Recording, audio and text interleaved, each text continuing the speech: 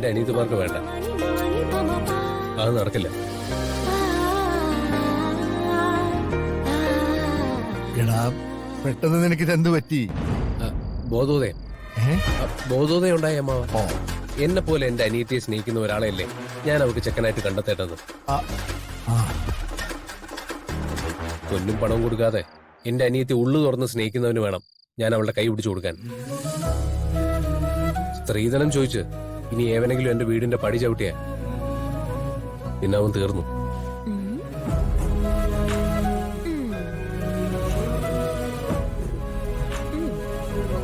അല്ല, ഈ നീ പറയുന്ന പോലെ സ്ത്രീധനം കൊടുക്കാതെ രത്നയെ കെട്ടിക്കൊണ്ടുപോകാൻ ആരാ വരിക? അതൊക്കെ വരും. കരിനീലി കാവിലമ്മ കൊണ്ടുവരും. ഓ, അല്ല അപ്പോ കടയിലെ ആധാരം പണയം വെച്ചില്ല. ഇനി അതിന്റെ ആവശ്യമില്ലല്ലോ. എന്റെ ഈ തീരുമാനം നല്ല തീരുമാനമല്ലേ അമ്മ? അതെ. വാക്കിന് വിലയില്ലാത്തൊരു കുടുംബത്തിലേക്ക് എന്ത് വിശ്വസിച്ചാ ഞാൻ എന്റെ പെങ്ങളെ കെട്ടിച്ചയക്കാൻ? അതല്ലേ അമ്മാവാ ശരി? അമ്മാവ അതല്ലേ ശരി? അല്ല, ഒരു കണക്കിന് അത് തന്നെയാ ശരി. ഇപ്പോ ഏതായാലും നീ തീരുമാനിച്ച പോലെ തന്നെ കാര്യങ്ങൾ നടക്കട്ടെ. ഇത് മതി. അമ്മാവന്റെ ഈ വാക്കുകൾ കേൾക്കാൻ വേണ്ടിയിട്ടാണ് ഞാൻ ഇങ്ങോട്ട് വന്നത്. ഇപ്പൊ സമാധാനായി. എന്നാ പിന്നെ ഞാൻ ഇറങ്ങട്ടെ അമ്മ. അവിടെ പിള്ളേര് തനിച്ചേ ഉള്ളൂ. പോയിട്ട് വരാം. രാത്രി യാത്രയില്ല. അതിനെ അപ്പച്ചി പോയിട്ട് വരാം. അപ്പച്ചിയോട് പറഞ്ഞിരുന്നാ മതി. എന്നാ പിന്നെ ഞാൻ അങ്ങോട്ട്.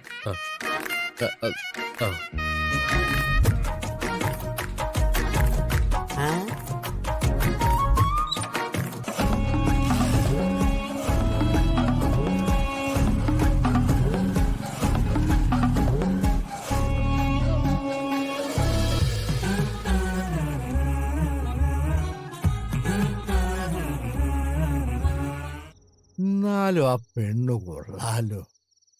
അവള് പള്ളിക്കൂടത്തിൽ പഠിപ്പിക്കാൻ പോയതോ പ്രേമിക്കാൻ പോയതോ? ഇത് പ്രേമൊന്നുമല്ല. അത് നിനക്കെങ്ങനെ അറിയാം?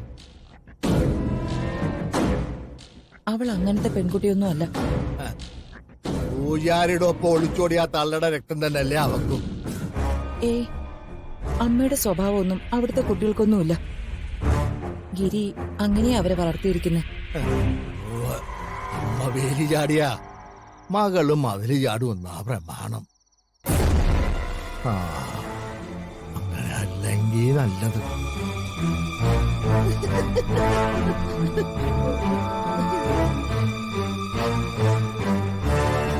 ആ മാഷിന് രത്നയോട് താല്പര്യം തോന്നി. അല്ലാതെ രത്നയായിട്ട് അങ്ങോട്ട് ഒന്നിനും പോയിട്ടില്ല. അതൊക്കെ ഞാൻ ചോദിച്ചറിഞ്ഞു. അല്ല, ഇഷ്ടപ്പെട്ട് ഇങ്ങോട്ടൊന്നും ആലോചന ആയതുകൊണ്ട് സ്ത്രീധനൊന്നും കാര്യമായിട്ട് കൊടുക്കേണ്ടി വരില്ലല്ലേ?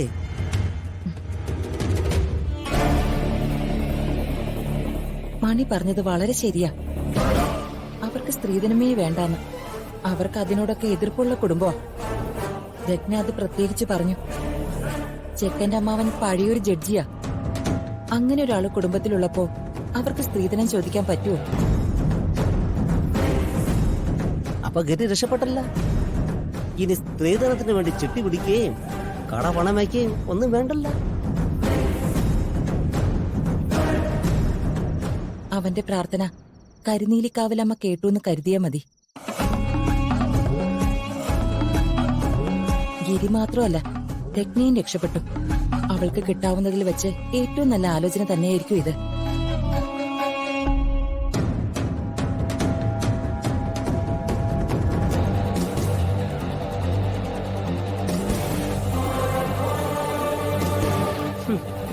വാരിക്കൂടി വെട്ടിയത് വെറുതെ ആയാലും മുതലാണ്. കിണി വീഴാത്തതിനെ കേറി വീഴ്ത്തണം. വാസ്തവം നോക്കി നിറയൊഴിക്കണം. മനസ്സിലായില്ല അല്ലേ? വീട് ചേരുമ്പോ പെണ്ണ് ചേരില്ല, പെണ്ണ് ചേരുമ്പോഴോ വീട് ചേരില്ല. പക്ഷെ എങ്ങനെ? നീ വിചാരിച്ച അത് നടക്കും. മുതലാളി കാര്യം പറയും.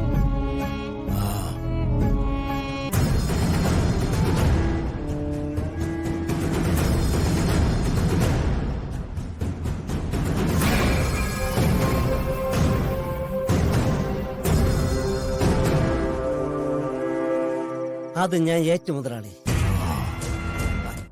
എടാ നീ വരുന്നില്ലേ? രത്നയെ പെണ്ണ് കാണാനായി അവരിപ്പോ അവിടെ എത്തും. അതിനു മുൻപ് നമുക്കവിടെ എത്തണം. രത്നയെ വേറൊരുത്തൻ പെണ്ണ് കാണാൻ വരുമ്പോ ഞാനെന്തിനാ അവിടെ? ഈ ആലോചനയും മുടങ്ങും. ഇല്ലെങ്കിൽ ഈ വരുന്നവനെ ഞാൻ നാട് കടത്തും.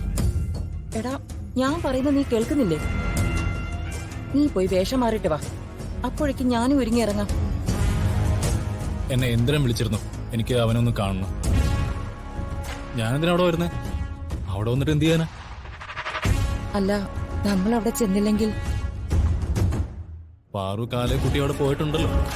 പിന്നെ അമ്മയും കൂടി ചെന്നാ മതി. അതിന്റെ ആവശ്യമുള്ളൂ. എടാ രത്നയ്ക്ക് ബന്ധുക്കളെന്ന് പറയാൻ നമ്മളൊക്കെ അല്ലേ ഉള്ളൂ. ആ നിലയ്ക്ക് ഞാനും പാറും മാത്രം പോയാ മതിയോ? പോരാ.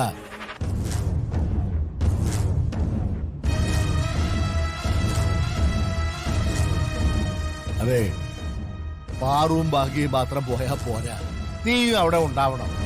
അച്ഛാ അത് ഏയ്, നീ ഒന്നും പറയാൻ നിൽക്കണ്ട. അമ്മ പറയുന്നത് കേൾക്ക്.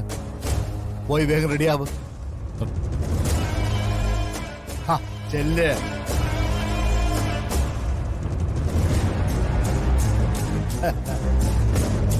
അവൻ വരും, വൈകാൻ നിൽക്കണ്ട. നീയും പോയി റെഡിയാവും.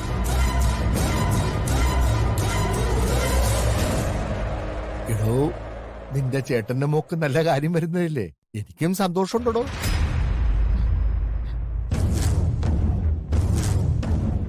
ചെല്ലേ, പെട്ടെന്ന് ഒരുക്കി ഇറങ്ങ. ചെല്ലടോ.